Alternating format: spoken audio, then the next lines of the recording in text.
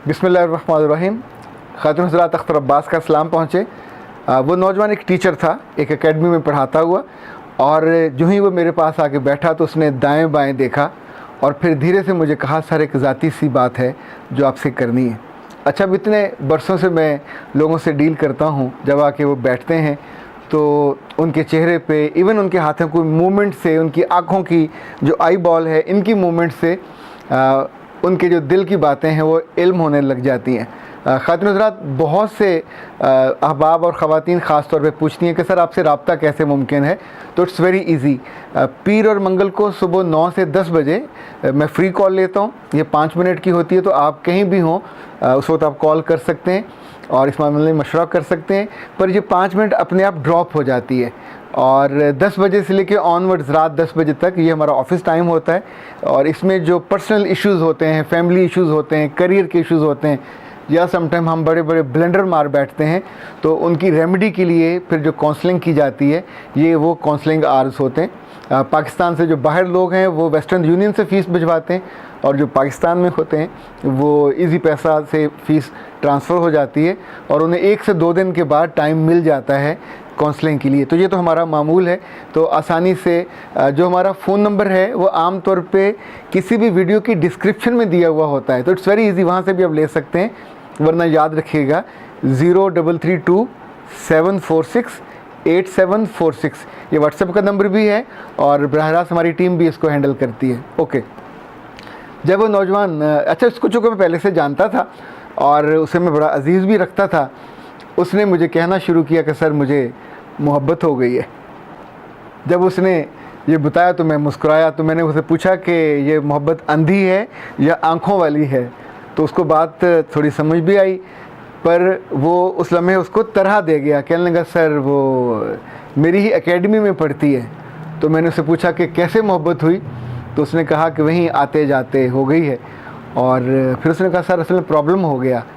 मैं कल जब तनख्वाह लेके एकेडमी से निकला तो वो एक रिक्शा लेके खड़ी थी, और हम दोनों रिक्शे में बैठे और रिक्शा वहाँ से चल पड़ा।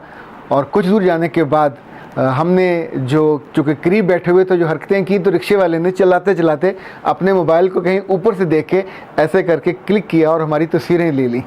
तो जब उसके दरवाज़े पे उतारा तो उसने कहा कि मैंने घर भी देख लिया है, तुम लोगों को भी देख लिया है, तो अब ये मेरा मोबाइल है और इसके अंदर जो कुछ महफूज है वो किसी भी कीमत पे तुम्हारे घर वालों को मैं दूंगा, तो जाहिर है तुम किसी को मुंह दिखाने के काबिल नहीं रहोगे। यानी उस मौके पे वो लड़की रोने लगी और उसने रोते चीखते चिल्लाते कहा कि कुछ करो, फॉर गॉड सेक मेरी इज़्ज़त बचाओ, और ऐसा और वैसा। तो मैंने जेब में हाथ डाला तो जेब में 16,000 थे, तो जिसमें से 10,000 निकाल के मैंने उस रिक्शे वाले को दे दिए, और रिक्शे वाला वो 10,000 लेके हंसी खुशी वहाँ से चला गया। जब वो सारी स्टोरी बता रहा था तो मैंने उससे पूछा कि जिस लम्हे ये सारा कुछ हो रहा था तो तुमने किसी बात पे गौर नहीं किया? उसने कहा नहीं, किसी बात पे गौर नहीं किया।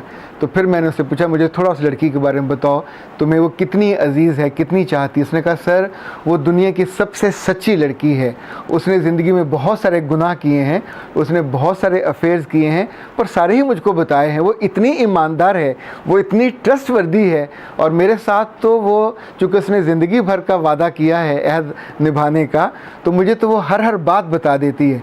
तो मैंने वैसे ही दिल लगी के लिए पूछा कि क्या तुमने कभी उससे पूछा कि जो पुराने उसके वाकिफ़कार हैं, क्या उनसे उसका राब्ता भी है? तो उसने कहा, सर वो इतनी ईमानदार है, ये भी बता देती है कि किस किस से उसके रवाबत हैं, किस किस के फ़ोन आते हैं और किस किस के मैसेजेस आते हैं। तो तब मैंने उससे एक बात कही, मैंने कहा, बेटा अगर तुम्हारी ये बात मैच्योर हो जाती है तो फिर तुम्हें सबसे पहले शालमी जाना पड़ेगा, और शालमी जाके उस बंदे के पास जाना पड़ेगा जो वहाँ हाथों से ताले बनाता है। उसने कहा, सर मैं वहाँ क्यों जाऊँगा? तो मैंने कहा, तुम वहाँ जाके इतना बड़ा ताला बनवाओगे जो इंसान के कद के बराबर होगा, तुम फिर अपने दरवाज़े पे लगा के जाया करोगे, पढ़ाने जाओ या किसी काम से जाओ, ताकि जो लड़की घर के अंदर होगी वो दुनिया की सबसे बेवफा लड़की, जिसके ना आँख के इशारे पे ना जिसकी किसी जिस्मानी हरकत पे, ना जिसके माजी पे, ना जिसके हाल पे, ना जिसके मुस्तकबिल पे कोई रत्ती बराबर यकीन नहीं किया जा सकता। तो उसने कहा सर आप कैसे कह सकते हैं, वो तो इतनी ईमानदार है कि उसने मुझे जो उससे गलतियां हुई उनकी पूरी पूरी डिटेलिंग बताई है और ये कहा मैं तुमसे छुपा नहीं सकती। तो मैंने उसे कहा कि बेटा ज़िंदगी में ये याद रखिएगा कि मेरे रब ने भी एक हया रखी है और ये हया लड़की में मर्द से 100 गुना ज़्यादा होती है। वो शर्म और जो हया है ये दोनों का एक पैकेज होता है। कभी उससे गलती हो जाए तो अपनी माँ को भी नहीं बताती, चे जाए कि वो इजहार मोहब्बत में तुम्हें खोल खोल के पूरे किस्से बयान कर रही है। इनफैक्ट इट्स ए टीज़र, वो ये लगा के देखती है टेस्टर कि तुम कितने गैरतमंद हो और कितने बेगैरत हो, और उस टेस्ट में वो पास हो चुकी है। तो दूसरा उसने एक और शानदार टेस्ट भी पास किया है, वो ये कि जब तुम रिक्शे में बैठे हो तो रिक्शा कहाँ से आया। उसने कहा वो लेके आई। ओके, वो रिक्शा उसकी मंजिल क्या थी, तुम दोनों तो टहलने निकले हो गए। उसने कहा जी। तो उसके घर कैसे पहुँचा, और उस घर में जब वो पहुंचा तो उससे पहले तुम्हारी तस्वीर कैसे बन गई। तो एक एक जो पिक्सल है, जिक्सा पिक्सल, ये पज़ल सारा बनता है, एक पूरी तस्वीर बनती है। खातिन हज़रात, ये जो चलते चलते मोहब्बतें हो जाती हैं और बार बार होती हैं, याद रखिएगा ज़िंदगी में जितना आपका सरमाया होता है नौजवान का, मोहब्बत का, इज़्ज़त का, अपने ऊपर एतमाद का, एक भरम का, वो सारे का सारा ये लड़कियां आपकी आंखों से बिल्कुल जैसे वो पंजाबी में कहते हैं ना सुरमा चुरा के ले जाना, ये वो वाला मामला होता है। कभी याद रखिएगा जिस एकेडमी में आप पढ़ाते हो, ज़ाहिर है वो आपसे छोटी हैं, ये किसी इदारे में आप काम करते हो, ये जो राह चलती की मोहब्बत है, अचानक बिल्कुल टूट के हो जाने वाली मोहब्बत, बिन बादल बरसात वाली मोहब्बत, ये बहुत चितर और चालाक होती है। ये सबसे पहले आपकी खुशी खाती है, फिर आपका रिस्क खाती है, फिर आपकी गैरत खाती है, फिर आपको उस मंजिल पे पहुंचाती है जहां आप कभी भी जाना नहीं चाहते। आप सोचें कि ऐसी लड़की का रिश्ता आपकी माँ के पास जब जाए तो आप उसे कैसे हंसी खुशी बताओगे कि मामा तुम्हारे लिए पूरी दुनिया से जो लड़की चुन के लाया हूँ, देखो कितनी खूबसूरत है। भला इज़्ज़त का मामला ना पूछना, इस मामले में बेशुमार दफ़ा ये गंवा चुकी है, और इज़्ज़त के मामले में जो उसकी सुई है वो ऐसे ऐसे घूमती रहती है, और इसके साथ बहुत सारे हादसात हो चुके हैं। लेकिन इंसान को दिल बड़ा करना चाहिए और ज़र्फ़ उसका बड़ा होना चाहिए ताकि इन सारी बातों पर पोछा फेरा जा सके और उनको इग्नोर किया जा सके। अगर तो आपके ख़ानदान इज़्ज़त लेस है, अगर आपके ख़ानदान में हया नाम की कोई चीज़ पाई जाती है, उसे हम मैनरिज़म नहीं कहते, ये सोशलाइजेशन भी नहीं होती, ये वैल्यूज़ होती हैं। ये आपकी दादी की, ये आपकी नानी की, ये आपकी माँ की, ये आपके बाप की, ये ख़ानदान की। देखें कुछ लोगों का कहते हैं बगैरतों का ख़ानदान है, क्यों कहते हैं? कुछ लोग कहते हैं ये गैरतमंदों का ख़ानदान है। कुछ ज़ातें और बरादरियाँ बेटियों और बहुओं के मामले पे ज़रा सी बात पे बंदूकें निकाल के ले आती हैं और मार देती हैं जान से। उनकी बच्चियाँ घर से भाग जाएँ तो वो ज़िंदा नहीं छोड़ते किसी भी कीमत पे, बिकॉज़ दे बिलीव कि उनका जो फैमिली स्ट्रक्चर है या उनकी जो बाइंडिंग है या जो उनकी आउटलाइन है फैमिली की, उसके अंदर उनको जीना चाहिए। पर जब जब हम थोड़े ज़्यादा शहरी होते हैं, ज़्यादा आज़ाद ख्याल होते हैं, ये एक केस नहीं है मेरे पास, चूँकि बहुत सारे बच्चे और बच्चियाँ ये पूछने के लिए आते हैं, टेलीफोन पे भी सवाल करते हैं कि सर उससे गलती पहले हो गई हुई है, उसने इतने लोगों के साथ, चूँकि यूनिवर्सिटी में या कॉलेज में इट्स कॉमन, तो इतनी उससे गलतियाँ हो गई हुई हैं, पर अब तो मुझ पर वो डुल गई है।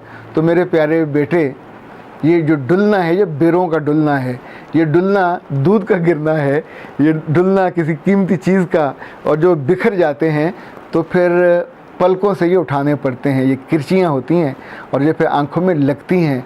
सारी उम्र आप उस लड़की पे, उसकी वफ़ा पे, उसके किरदार पे यकीन नहीं कर सकते। इवन आपको तो ये शक भी होगा कि वो जिस औलाद को जन्म देगी वो आपकी है भी कि नहीं है, क्योंकि ये मजाक की बात नहीं है।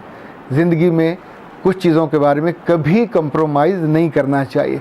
हम एक बाज़ार से चीज़ लेने जाते हैं, उसकी एक्सपायरी डेट भी देखते हैं, उसकी मैन्युफैक्चरिंग डेट देखते हैं, उसका जो अपरेंट है हुलिया तो वो भी देखते हैं, तब जाके यकीन करते हैं। इवन उसकी मैन्युफैक्चरिंग कंपनी का भी देखते हैं। ये जो ख़ानदानी लड़कियां होती हैं, लोग क्यों ख़ानदानों को प्रेफर करते हैं, लोग अच्छे माँ बाप की, पढ़े लिखे माँ बाप की बेटियों को क्यों प्रेफर करते हैं कि ये बच्चियाँ अपने आप को संभाल के रखती हैं, सेंध के रखती हैं। आप कितनी ऐसी बच्चियों को जानते होंगे अपने आसपास कॉलेजों में, यूनिवर्सिटियों में, 4-4, 6-6 साल ये मुड़ के नहीं कभी किसी को देखती, कभी किसी के साथ इनका कोई फेयर नहीं हुआ होता, 10 लोगों ने इनको अप्रोच किया होता है, बट ये अपनी विल से, अपनी मर्ज़ी से उस राह पे नहीं जाती जिसके आखिर में दलदल है, जिसके आखिर में करैक्टरलेस होने का अंधेरा है। तो चॉइस तो आपका है। कभी जब मोहब्बत करनी भी हो तो उन बच्चियों की तरफ तवज्जो किया करें जो आपकी क्लास में खामोश तबाह होती हैं, वो जिनकी ज़िंदगी में सबसे अहम उनकी हया होती है, जो कल माँ बने तो आपके बच्चों को उम्दगी के साथ पढ़ा सकेंगी, बना सकेंगी, इंसान बना सकेंगी। हाँ, इंसान नहीं चाहिए, कुछ और चाहिए, रंग रंग की नस्लें चाहिए होती, तो फिर जिस चलती फिरती मर्जी लड़की से आप मोहब्बत भी नहीं चाहिए, ब्याह भी नहीं चाहिए, उसके साथ रिक्शे में जाते हुए पैसे भी अता कीजिए और पैसे भी उतने अता कीजिए जितने उसकी डिमांड हो। तो ये नहीं, आप अंदाज़ा कीजिए वो ये भी जानती हो कि आपकी जेब में पैसे कितने हैं और रिक्शे वाले को कितने दिलाने हैं, और बाद में 50-50 भी किए हों, 40-60 भी किए हों, तो ये सौदा महंगा तो नहीं है। महीने में 1-2 दफ़ा 1-2 लोगों के साथ, ये तो मुश्किल आमदनी है, पर ये चित्र चालाक लड़कियां करती हैं। मेरा रब आपको और आपकी आँखों को और आपके दिल को आपके काबू में दे, ताकि आप ऐसे तेज़ लोगों का शिकार ना बने। शिकारी तो मौजूद हैं और उन्हें शिकार भी मिल जाता है, पर वो शिकार आप क्यों हो। अख्तर अब्बास को इजाज़त दीजिए। अस्सलाम वालेकुम व रहमतुल्लाह।